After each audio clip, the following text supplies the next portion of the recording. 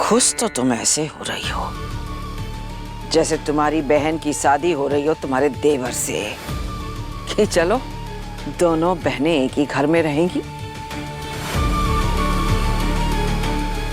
कहीं ऐसा तो नहीं वीर और राधिका की सांठगांठ में तुम भी मिली हुई हो?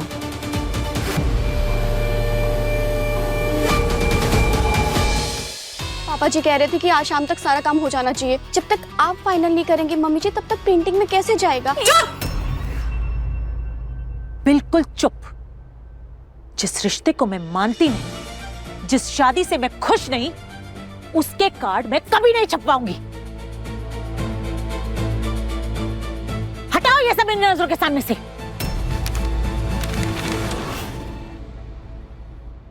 मम्मी जी कार्ड छपने नहीं छपने से कुछ नहीं होगा, शादी रुक नहीं जाएगी ना।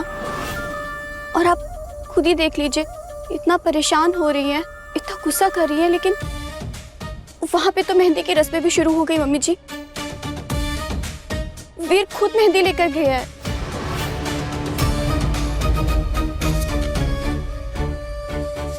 मेरी बात मानिए मम्मी जी, आप प्लीज इस सच को एक्सेप्ट कर लीजिए। इसमें आपकी भी भलाई है और वीर की भी। ए नलनी, कोई जरूरत नहीं है इसकी बात मानने की, क्योंकि हम भी इस रिश्ते के लिए कभी ना मानेंगे।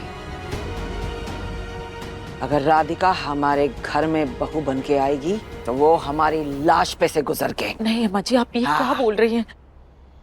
शायद यही उसके कुंडली दोष का मतलब भी होगा और यही उसका सबूत भी। दादी प्लीज, सुनने में अच्छा नहीं लगता है दादी। हमें भी तो ये सोच के अच्छा ना लग रहा है ना कि हमारे घर में पता नहीं क्या होने जा रहा है। वो सब छोड़ी, आप कैसी है? तबीयत ठीक है अब आपकी? ठीक है। और आंटी आप भी थोड़ा रिलैक्स कीजिए, जल्दी सब कुछ ठीक हो जाएगा, ट्रस्ट मी। अरे कुछ नहीं ठीक होने वाला माही। मेरे वीर और उस मनोज लड़की की शादी है कल। अब सब कुछ हाथ से निकल चुका है, सब कुछ। कुछ नहीं ठीक होने वाला है यहाँ पर। दादी जी आप तो घर की बड़ी है ना, आपको सिचुएशन को समझना चाहिए। उल्टा आप आग में घी डालने का काम कर रही है। हमें एक बात समझ में ना आ रही है देविका, कि वीर और राधिका की शादी को लेकर तुम्हें इतनी चिंता काहे है?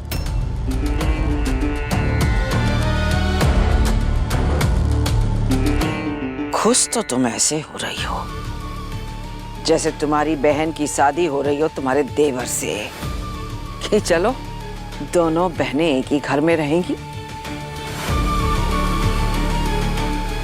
कहीं ऐसा तो नहीं वीर और राधिका की सांठगांठ में तुम भी मिली हुई हो?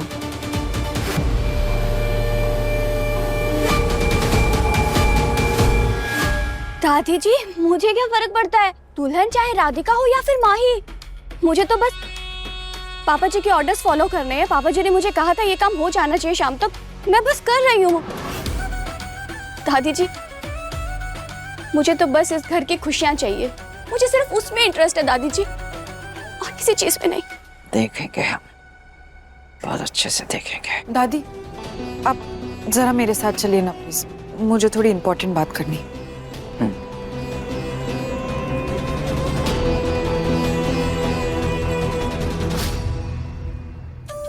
ये माही किस हक से आ रही है यहाँ बार बार, और दादी जी के साथ इतनी मीटिंग्स क्यों चल रही है इसकी? कहीं ये दोनों इलेक्शन तो नहीं लड़ने वाली हैं पापा जी के खिलाफ? देविका कुछ तो गड़बड़ है, पता लगाना पड़ेगा। क्योंकि एक बात तो पक्की है, जितना पक्का माँ और दादी ने मन बना लिया है इस शादी को ना करवाने का, उतना ही पक्का मेरा फैसला है इस शादी को ना टूटने देने का।